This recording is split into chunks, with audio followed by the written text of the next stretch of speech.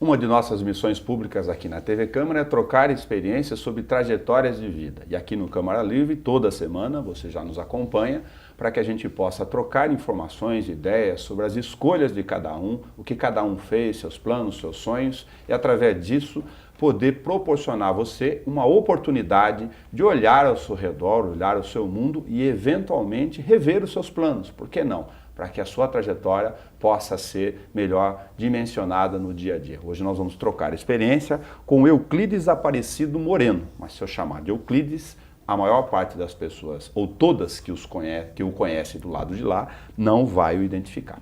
Por isso, na imagem do Câmara Livre, Cris Moreno, que nasceu em Bauru, tem filhos aqui, é radicado aqui, trabalha aqui desde sempre e conversa conosco sobre a história das nossas relações com a Sem Limites. Cris, obrigado por você ter vindo aqui no Câmara Livre conosco.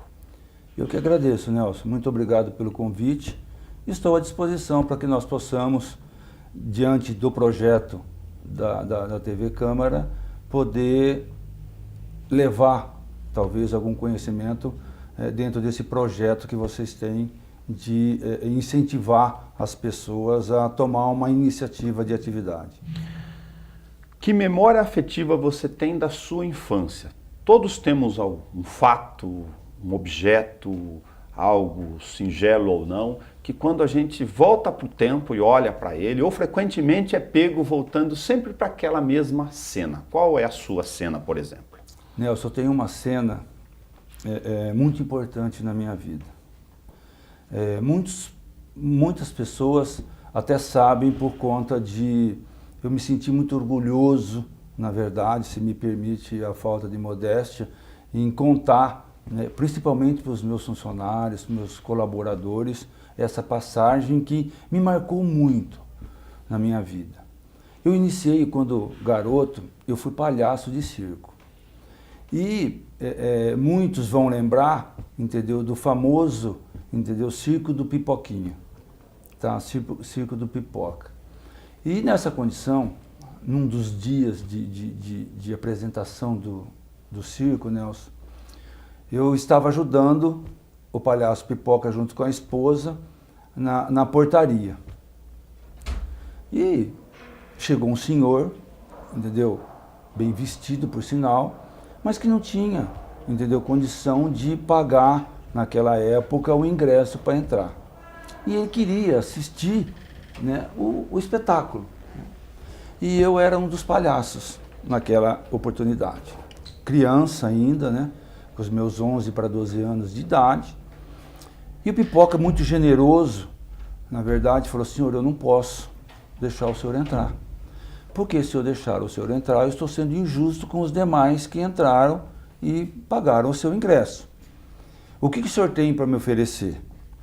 E o senhor falou assim: olha, o que eu tenho é uma caixa de fósforo, a única coisa que eu tenho para lhe oferecer hoje. O Pipoca pegou e falou assim: ótimo. Abriu a caixa de fósforo, tirou 3 palitos, fechou a caixa de fósforo, devolveu para o senhor a caixa de fósforo, pode entrar. Então isso me marcou, me emociona até, entendeu, em te contar isso. E isso me marcou, por quê? Porque se você analisar, né, se nós analisarmos, na verdade, Nelson, o comportamento, entendeu, do palhaço Pipoca, para mim, na minha vida, foi uma lição de vida, daquilo em que eu marquei aquela cena, eu tenho essa cena gravada, sabe, e eu tiro dela diversos exemplos e atitudes durante todo o meu caminhar da minha vida, Nelson. Muito bom. Você estudou no Colegial Estela Machado, depois Isso. fez técnico no Senac e no meio do caminho, ainda jovem, entrou direito e depois a contabilidade. Sim. Você consegue compreender hoje, olhando para o menino Cris, por que o direito e depois a contabilidade? A gente vai contar logo depois que a sua trajetória inteira está em cima da contabilidade. Mas num determinado momento você teve, como os outros tantos jovens, que escolher. E é muito difícil escolher nessa idade. Sem dúvida. Olha, Nelson, eu comecei a trabalhar no escritório de contabilidade. A minha história, comecei como office boy no escritório Contabilex naquela oportunidade. E comecei com 11 também para 12 anos. E eu peguei amor pela contabilidade. Independentemente disso, né, eu também tinha intenção em fazer direito, né, acompanhar dentro da mesma atividade de contabilidade. O direito é muito importante, até porque o direito te abre, na verdade, um leque de opções, né? Ele abre um horizonte muito grande para que você tenha as escolhas de vida que você pode obter no caminhar dos seus projetos. Mas a escolha da contabilidade, na verdade, foi por... logo de princípio, como office boy do escritório Contabilex, eu fiquei muito pouco tempo como office boy, né? Na verdade, naquela época, como office boy, eu fiquei no máximo 1 ano como office boy, 2 anos, e já tive a oportunidade, a gente usa a expressão entrar para dentro. Eu passei a ser escriturário naquela oportunidade, logo em seguida. E com 17 para 18 anos, eu fui o responsável por tocar o escritório por algum tempo. Por quê? Porque o meu patrão na época, né, que era o Sidionir Gobi, o marcado assim, pela contabilidade, um exemplo dentro da contabilidade, e por questão de saúde precisou se afastar. E ele me colocou no lugar dele para gerenciar. Eu tinha 17 para 18 anos, Nelson. Na verdade, gerenciar um escritório com mais 30 funcionários. E aquilo me trouxe, na verdade, a responsabilidade, me trouxe amor pela contabilidade. Eu passei a gostar ainda mais do processo contábil. E dentro disso eu comecei a planejar. Falei, olha, eu quero ser dentro da área contábil, mas eu não quero ser empregado. Eu quero ter o meu escritório. E para isso eu comecei a trabalhar em função disso, né? Então, todo o dinheirinho que eu ganhava, eu comprava uma máquina de escrever, eu comprava um armário de gaveta, eu comprava uma maquininha de somar, né? E ia guardando em casa, entendeu? Eu posso dizer que os armários, entendeu, de documentos serviam como uma parte do meu guarda-roupa, na verdade, naquela época, né? Para que eu tivesse a oportunidade um dia de montar o meu escritório, né? E aí, em 81, eu consegui montar o meu escritóriozinho no edifício comercial, sala 1201, 12º andar, sozinho. Levei minha irmã para ser minha auxiliar e tal, para ser minha telefonista, e ali eu comecei a minha trajetória contábil. Não desisti do direito, continuei fazendo direito, terminei o direito em 81 também, terminando o direito, né? E em agosto de 81 eu constituí o meu escritório definitivo e estou até hoje, graças a Deus, com o meu escritório em atividade.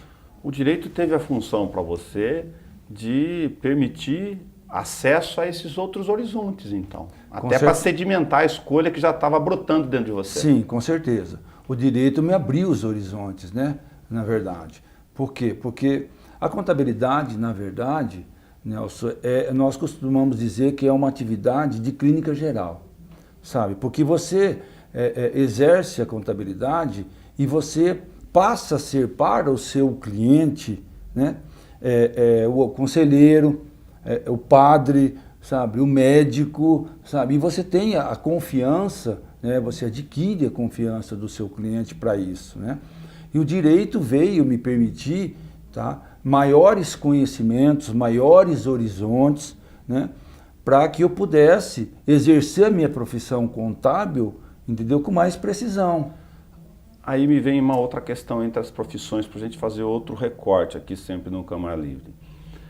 Mais do que o domínio das técnicas, dos processos contábeis, como em outras profissões que são bem sistematizadas, tal qual a contabilidade, a administração, a economia, talvez o próprio direito em algumas áreas, mas nesse caso específico, não que nas outras não funcione assim, você acaba tendo acesso à vida financeira integral do seu cliente. Sim. E aí, qual é o peso da palavra confiança nessa relação? É muito grande, Nelson, é de uma responsabilidade inimaginável. Porque veja bem, olha, Nelson, além de você ter que trabalhar com essa parte financeira em termos de orientações do próprio cliente, né? Você trabalha com a própria vida do cliente. Porque veja bem, você toma conta, entendeu, de uma contabilidade que caso você cometa algum erro, entendeu, que tenha assim a classificação como grave ou gravíssimo, você pode complicar, entendeu, toda uma estrutura de uma empresa, por via de consequência, toda a trajetória de vida do empresário. E acesso a informações que são algumas muito pessoais, porque fazem parte do mundo financeiro do empresário, do cliente em si. Sim, sem dúvida. Então, é de uma responsabilidade muito grande. Veja bem, Nelson, dentro da área contábil, nós também está inclusa dentro da área contábil a área previdenciária, onde você mexe com a aposentadoria desse cliente, né? A aposentadoria desse empresário.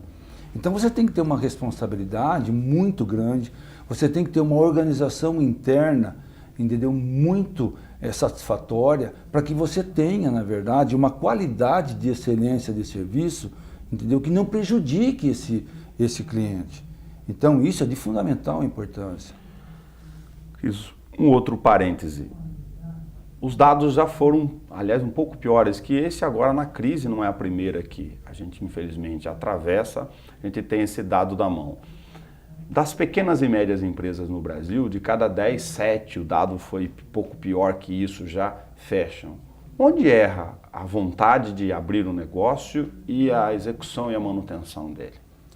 Olha, Nelson, na verdade, para você constituir uma empresa hoje é muito importante que o empresário tenha consciência, entendeu, de constituir a sua atividade dentro de um projeto, entendeu, antecipado. Você precisa fazer hoje uma pesquisa de mercado da atividade que você quer exercer. E um dos pontos básicos é você não usar o capital de terceiro. Você ter o seu capital próprio para poder você investir naquilo que você está fazendo e obter a rentabilidade da sua atividade. Então, nada hoje pode ser classificado como amadorismo.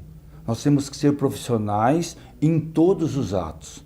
Desde o seu início, entendeu, corporativo da atividade, entendeu, para que você tenha o resultado. Porque senão, entre os seus investimentos, quando vem investimento de terceiro, como eu falo como investimento de terceiro? Muitas vezes o empresário, ou a vontade de ser empresário, tá, leva a pessoa, entendeu, a buscar junto aos bancos, por exemplo, um capital inicial. Então ele já está entrando em déficit. Por conta do quê? Por conta de que os juros altos dos bancos vai diminuir a porcentagem de lucratividade dele no início do negócio. Já entrou pendurado do papagaio. Já entrou pendurado, exatamente isso. Então o que acontece? Ele tem que trabalhar com uma margem de lucro muito alta para poder suprir as suas necessidades. A partir do momento que ele entra com uma margem alta no mercado, tá, ele não tem competitividade, porque existem outras empresas que não têm o mesmo procedimento que ele teve. Então hoje é fundamental que você faça uma pesquisa de mercado, que você opte por que classe você vai atingir, ou classe A, ou classe B, ou classe F, porque hoje nós temos classe F, G e H, não é só A, B, C, né? Nós estamos infelizmente, dentro desse processo de análise. Então é muito importante que você tenha esses dados na mão, sabe? A atividade, o produto que você vai desenvolver, entendeu? Qual a receptividade que ele vai ter no mercado, que classe que você vai atingir, entendeu? Então hoje tem que ser profissional. Porque se você for pelo amadorismo, você está fadado a não ter sucesso no projeto. Vamos falar um pouquinho sobre emprego e relações de trabalho aqui das nossas experiências. Nós somos de uma geração que a tua história mostra, e aqui no Câmara Livre a gente percorre essas histórias, Perfeito. Que entrou muito cedo para aprender. E aprender muito cedo é muito diferente do patamar. Hoje, o último dado do IBGE, que me recordo de cabeça, é que tinham mais de 22 milhões de jovens entre 18 e 24 anos que não sabem o que é assinar a carteira de trabalho. Muito diferente do referencial dessas gerações que a gente está comentando aqui. Então, o Euclides pai, olhando para o Cris filho, por alguma razão, ao longo do tempo, permitiu que ele experimentasse esse aprendizado e essa responsabilidade que você comentou conosco até aqui, bem mais cedo do que o trivial. Com seus filhos foi diferente? Olha, Nelson, com os meus filhos eu procurei, na verdade, você vê, meu filho está hoje com 21 anos, a título de exemplo, né? Ele já exerce a função desde os 15 anos, né? Ele já vem exercendo a atividade, já vem conhecendo o que é ganhar, entendeu? E o que pode gastar. Mas ele, salvo engano, não deve ser regra na geração dele. Na verdade é uma exceção. A maior parte, né? dos meninos não acessam essa experiência. Exatamente. Não essa distância que eu estou... Exatamente. Porque, sabe, Nelson, infelizmente, né, a nossa CLT, entendeu? E talvez os nossos governadores não dão esse exemplo. Eu acho, por exemplo, que hoje, sabe, você não dá oportunidade às pessoas, aos jovens, entendeu? A ter o conhecimento do trabalho, a ter o retorno do que custa para você poder ganhar, sabe? E com consequência o que você pode gastar, tá? Isso traz não dá um parâmetro muito bom, entendeu? No conceito de escolha profissional. Então nós precisamos avaliar, nós precisamos ter um ponto de equilíbrio, né?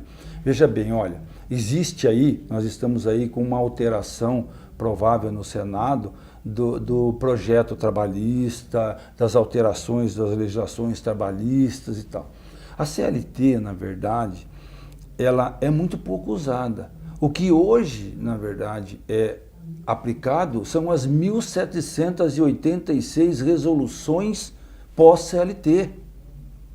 Então isso traz uma dificuldade muito grande, tá, para que você, como pai...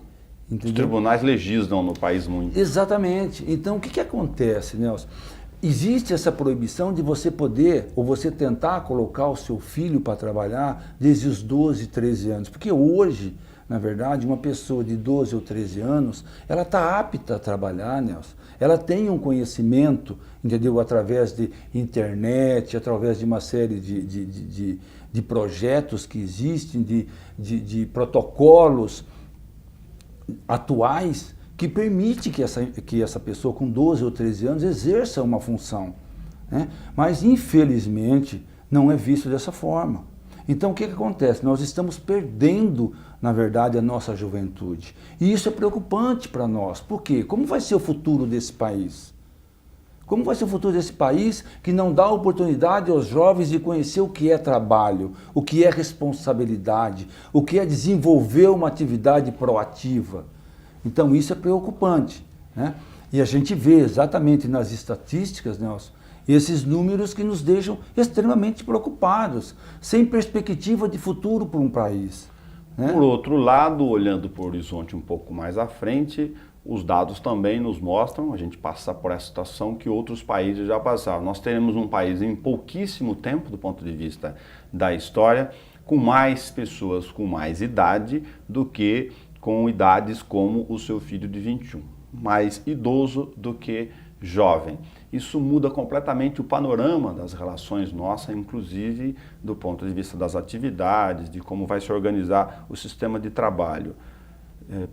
Como você vê essa ideia de que a gente tem um país com uma carência gigantesca de empregos aqui, com esses problemas todos do acesso para o jovem, e que em 15, 20 anos isso muda a cara dele do ponto de vista estrutural de forma bastante rápida? Olha, Nelson, eu vejo assim, eu sempre fui esperançoso, né? Existe aquele ditado que todo mundo diz, que nós somos brasileiros e acreditamos sempre, né? Então, a gente sempre está na esperança, né? A nossa vida de brasileiro, na verdade, em especial do empresário, então daquele que trabalha, que desenvolve, que dá emprego, é viver na esperança, né? Na esperança de ter um dia melhor amanhã, na esperança de ter um projeto tributário melhor, de ter um projeto social melhor e assim sucessivamente. Agora, na verdade, politicamente, a gente, salvo o melhor juízo, nós estamos passando o país a limpo. E isso me traz muita esperança de que nós possamos, dentro desse projeto, passar o país a limpo, entendeu? Esteja englobado dentro desse passar a limpo, tá? Um projeto destinado aos jovens, sabe?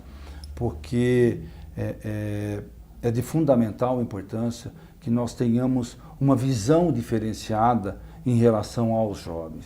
Hoje se preocupa muito né, com os aposentados e que os aposentados são tratados de uma forma estritamente danosa, entendeu, para aqueles que se aposentaram, né? Eu já estou aposentado, devo te confessar aqui já há quase 10 anos. Então, mas independente disso, eu não posso de maneira nenhuma, entendeu, parar de trabalhar, claro, entendeu, por conta dos meus compromissos e por conta da aposentadoria não cobrir, entendeu, necessariamente aquilo que eu necessito. Então, você vê, entendeu, que existe dentro desse universo um número muito grande, entendeu, de aposentados que precisam ainda continuar trabalhando, você está entendendo, para ter a sua convivência, para dar o seu padrão de vida aos seus filhos, educar os seus filhos de acordo com o que necessita, entendeu? Porque hoje, na verdade, a educação custa muito caro. O empresário, média geral, a gente conversa com vários segmentos aqui, reclama que o sistema não é só caro. Viver no Brasil, do ponto de vista empresarial, tributário, não é só caro. Ele é muito complicado. Então, às vezes, você para na chamada burocracia interna por uma série de razões e isso atrapalha muito a vida do empresariado.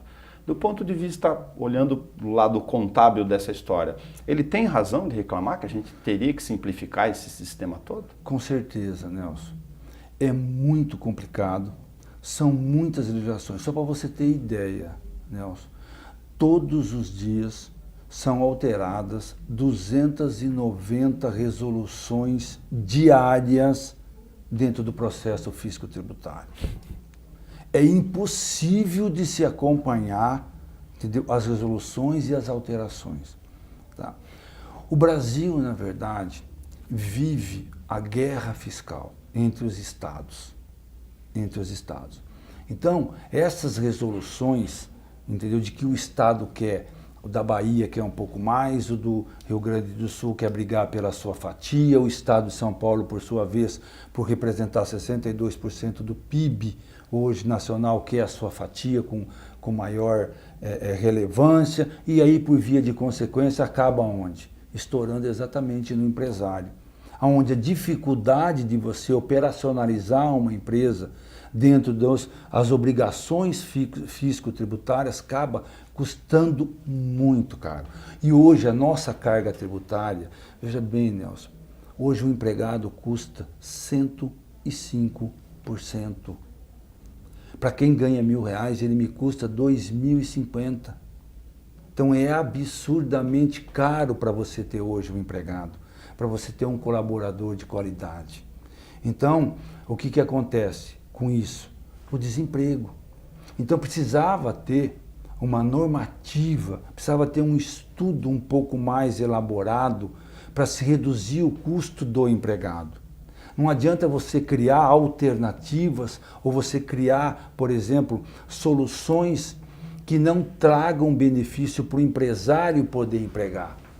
Né? Então hoje se fala em alterações da legislação tributária, hoje se fala em alterações da legislação previdenciária, da legislação trabalhista, mas em nada disso diminui a carga tributária. Pelo contrário, então essa terceirização, por exemplo, de mão de obra, que está aí de acordo com a Lei 12.193, então ela permite sim algumas soluções, dá a liberdade de você poder negociar diretamente com o seu empregado, mas não diminui a carga tributária, não diminui a responsabilidade do empresário perante o empregado. Então isso é que precisava ter, na verdade, Nelson, nesse país, alguém que pensasse no empresariado de um modo geral. A nossa economia, entendeu, era traçada dentro do movimento empresarial. É nós a quem damos, entendeu, empregos às pessoas. É nós que nos responsabilizamos por todos os direitos que o empregado tem. Não estou aqui de maneira nenhuma subjugando, entendeu, os direitos que os empregados têm ou coisa que eu valha. Não, em hipótese alguma. Mas que exista, na verdade, entendeu, um ponto de equilíbrio entre o empregado e o empresário. Se você for ver hoje, na verdade, todas as ações, entendeu, hoje está mudando muito. Muito, né? Eram vistos só para o lado do empregado. O empresário, na verdade, sempre fica subjugado. Sabe, isso não pode, isso precisa acabar. sabe? Porque aí você tem condição de empregar.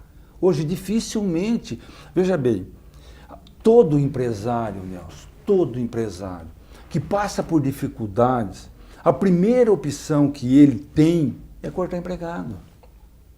É a primeira opção que ele tem. Por conta do quê? Por conta do custo.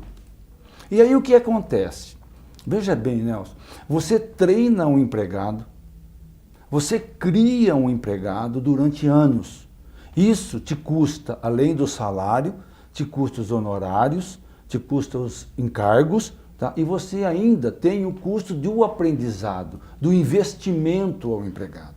Claro. A partir do momento que você passa por uma situação economicamente difícil, a primeira corte que você tem que fazer é no empregado por conta do custo que ele lhe concede. Aí você joga esse empregado no mercado para ser seu concorrente amanhã. E você formou e investiu. E você formou e investiu nele e ele vai trabalhar na sua concorrência. Por quê? Porque ele é, entendeu, um funcionário da sua área, que você o treinou dentro da sua concepção, entendeu, da melhor maneira possível. Um outro recorte. O Euclides pai foi mais durão do que o Cris é com as meninas ou foi com os meninos? Não. O meu pai, a atividade do meu pai, Nelson, foi antigamente chamado como caixeiro viajante e depois como representante comercial, né? A vida do meu pai foi viajar. Meu pai era representante de autopeças, no ramo de autopeças, e viajou a vida toda, sabe? Para nos dar, entendeu? Nos conceder, né, a possibilidade de um estudo, conceder a alimentação, tá? Mas foi um pai assim que deu muita liberdade para a gente. E os exemplos do dia a dia, né, os que eu acredito que é fundamental. Eu acho que você bater, sabe, você usar de certas prerrogativas de ser pai, entendeu? Não combina com educação, né? Educação se dá através dos exemplos que você pode conceder aos seus filhos, através da sua própria atitude, demonstrar aquilo que é certo e aquilo que é errado. Então você demonstrando, você não precisa falar, porque o filho vai ver a atividade que você tem, entendeu? Quais são os seus procedimentos perante o seu semelhante, e aí ele começa a ter, sabe, os mesmos procedimentos. Então, eu acho que o pai... A referência, exatamente. Então, o pai e a mãe são os exemplos, né? E não precisa falar, basta conceder os exemplos. E foi isso que o Euclides pai fez dentro da nossa família, entre eu, meu irmão e minha irmã, que nos deu essa oportunidade e de conceder, de ser pessoas honestas, de ser pessoas trabalhadoras, pessoas sem vícios na vida e que nos permitiram, né, dentro desse processo educacional que eles nos concederam, entendeu, transmitir isso agora para os netos deles. Além do futebol, que bem sei tive o prazer de brincar junto, isso. Você gosta de pescar, mas não na beira do barranco. Exatamente. É uma catarse de ficar lá no meio do rio para te consumir, fazer te desligar do tempo. Normalmente, né, na vida semanal, vamos dizer assim, porque a gente não tem muito tempo para o diário, mas na vida semanal eu sou apaixonado pelo futebol. Na verdade, eu nunca fui jogador de futebol, né, Nelson? Eu sempre gostei de brincar, bem, né? Então, a gente... Quem dá bicudão sou eu, você joga bem, pode parar. Isso é bondade sua. Então, eu sempre gostei muito do futebol, sou apaixonado pelo futebol, sou corintiano roxo, na verdade, mas dentro das... A gente não discute defeitos aqui. Exatamente, né? Isso. Né? Então, dentro das limitações, né? Eu gosto sim, pelo menos uma vez por ano, nós temos um grupo de pescaria, né, e que a gente vai pescar. E a pescaria minha é aquela que você fica uma semana, 10 dias, né, no Pantanal, então aí você curte toda aquela natureza, entendeu? Que é realmente para você relaxar. Gosto também de uma praia, né, não sou bobo nem nada, né, mas gosto, adoro uma praia, né? E tive, sabe, Nelson, devo confessar para você, um hobby já há alguns anos, que foi o truco. Eu joguei truco. Bom jogador Eu de fui truco. campeão paulista em 1995, entendeu? Campeão paulista do estado, né, de truco. Acredite se quiser. Arte de blefar no Exato, jogo. de blefar é uma no arte jogo. mesmo. É uma pra mim. Eu arte. sou ruim pra caramba. O cara sabe logo se eu tô com alguma coisa sem nada. É muito bom. Existe uma qualidade no jogo do truco. Você joga a noite inteira, se diverte, entendeu? E não existe, entendeu? Em nenhum momento uma aposta, ou então que você jogue a dinheiro, ou coisa valendo alguma coisa. O truco lhe permite, entendeu? A diversão, você está entendendo? Sem comprometimento. Cris, simbolicamente lhe devolvo os 3 palitos da caixa de fósforo do Pipoca, agradecendo a você por ter usado essa simbologia conosco aqui, de que a vida vale muito mais do que o ingresso de entrada, desde que você saiba percorrer os seus limites em direção à saída. Eu que agradeço. Muito obrigado, Nelson, de coração pela oportunidade de estar aqui com você, nesse bate-papo informal, mas que para mim, de coração, foi, na verdade, uma surpresa, devo confessar, né? Mas de uma magnitude muito grande. De coração, eu não vou cansar de agradecer isso. E se você tiver contato comigo a dias futuros e me perguntar, da mesma forma que você me perguntou inicialmente, que momento que você vai recordar? Você pode ter certeza que esse momento está gravado na minha memória. Muito obrigado. Obrigado. No Karma Livre de hoje nós conversamos com Cris Moreno sobre trajetórias e vida, como toda semana a gente reparte a vida. E às vezes é no detalhe que está a grandeza da simbologia. Se você está diante de alguma questão que você não pode fazer, lembre-se que a vida não é só uma caixinha. Ela pode estar vazia, mas você pode usar exatamente o vazio para percorrer os seus desafios. Até o nosso próximo encontro.